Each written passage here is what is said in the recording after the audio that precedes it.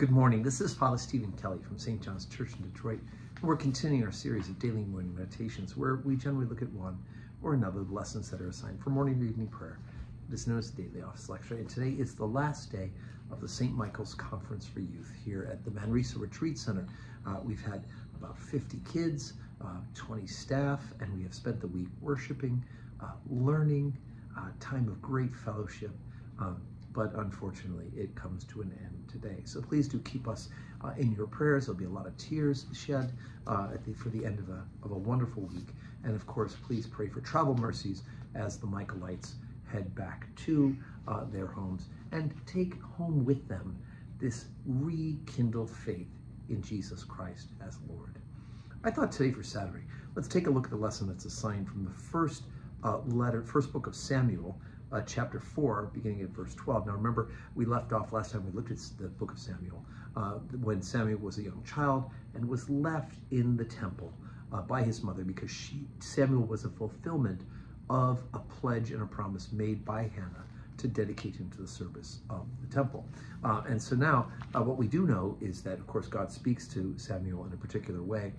The priest is Eli. He's got some sons, Hophni and Phinehas, and they are wicked. And so we pick up at chapter 4, verse 12, and we hear about the end of that, unfortunately. And there ran a man of Benjamin out of the army, and came to Shiloh the same day with the clothes rent, and with the earth upon his head. And when he came, lo, Eli sat upon a seat by the wayside watching, for his heart trembled for the ark of God. And when the man came into the city and told it, all the city cried out. And when Eli heard the noise of the crying, he said, What meaneth the noise of this tumult? And the man came in hastily and told Eli. Now Eli was 98 years old, and his eyes were dim, that he could not see. And when he said unto Eli, I am he that came out of the army, and I fled today out of the army. And he said, What is there done, my son? And the messenger answered and said, Israel is fled before the Philistines, and there hath been also a great slaughter among the people. And thy 2 sons, Hophni and Phinehas, are dead, and the ark of God is taken.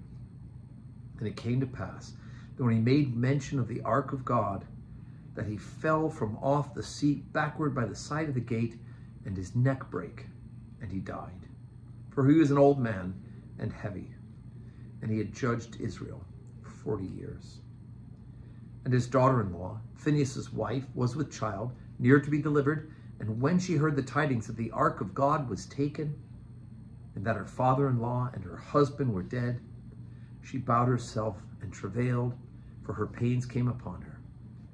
And about the time of her death, the women that stood by her said unto her, Fear not, for thou hast borne a son.